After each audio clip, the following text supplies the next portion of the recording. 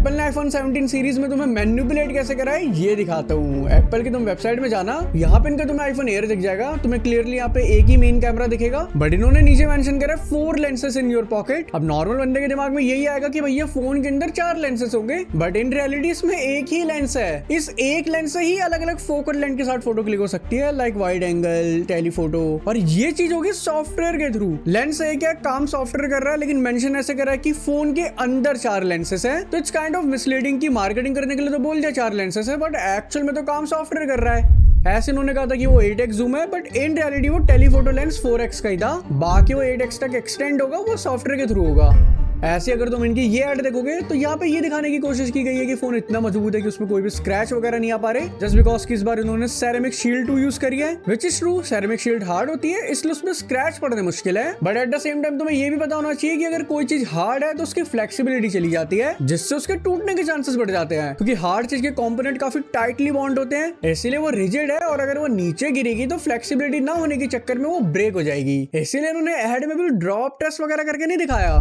एक और चीज तुम देखोगे, इन्होंने डिजाइन में भी टाइटेनियम से एल्यूमिनियम में शिफ्ट मार दिया, मतलब महंगी चीज से सस्ते में इन्होंने जंप मारा है। अब रीजन इन्होंने ये दिया कि अगर एल्यूमिनियम यूज होगा तो फोन कम हीट करेगा, विच इज ट्रू, क्योंकि टाइटेनियम के पास कम थर्मल कंडक्टिविटी होती है, मतलब कि वो हीट को ट्रैप कर लेता है और उससे फोन गर्म होता है, बट वही एल्यूमिनियम हीट ट्रैप नहीं करता, और इसी चक्कर में फोन फिर इतना हीट भी नहीं करेगा। और इस मामले में एल्यूमिनियम टाइटेनियम से 10x बेटर है। बट फिर ये नहीं समझ आता, इन्होंने अपना एयर मॉडल निकाला, उसके अंदर इन्होंने टाइटेनियम यूज किया हुआ है, बल्कि वो फोन बहुत पतला है, उसमें तो बनता था एल्यूमिनियम यूज करना। प्रो मॉडल में तो वेपर चैम्बर कूलिंग का भी यूज किया गया है। एयर में ना वेपर चैम्बर कूलिंग सिस्टम है, और ऊपर से इसमें प्लैटिनम की बॉडी यूज की गई है जो ज्यादा हीट प्रोड्यूस करेगी, बट स्टिल यहाँ फिर भी इन्होंने टाइटेनियम यूज कर लिया। अब माइट भी इसका रीजन ये हो सकता है कि फोन उन्होंने बहुत पतला बनाया है, तो उसको थोड़ा स्ट्रॉन्ग बनाने के लिए उन्होंने टाइटेनियम यूज करा होगा, क्योंकि टाइटेनियम एल्यूमिनियम से मजबूत होता है, तो उस चक्कर में इजिली ब्रेक ना हो पाए।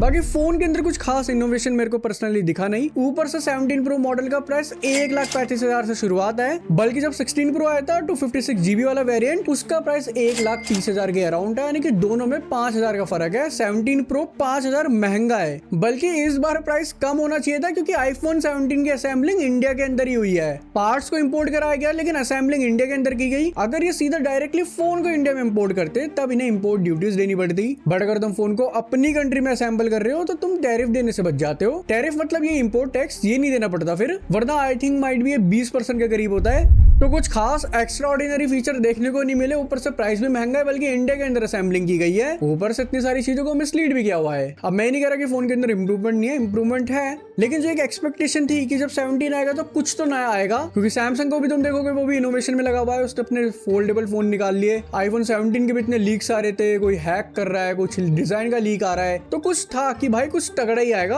अब डिजाइन में तो उन्होंने चेंज कर दिया, वो अलग बात है कि फिर भी गूगल पिक्सल की तरह थोड़ा बहुत ही लगता है, बट उसके अलावा मुझे फोन में कुछ ऐसा इनोवेटिव चीज देखने को नहीं मिली। तुम्हारा भी इस पे सेम यही ओपिनियन है या नहीं, वो कमेंट में जरूर बताना। माइट भी तुम्हारा डिफरेंट पर्सपेक्टिव हो और वो मैं जानना चाहूंगा, तो कमेंट करना जाहिर है, उससे पहले सब्सक्राइब जरूर कर देना।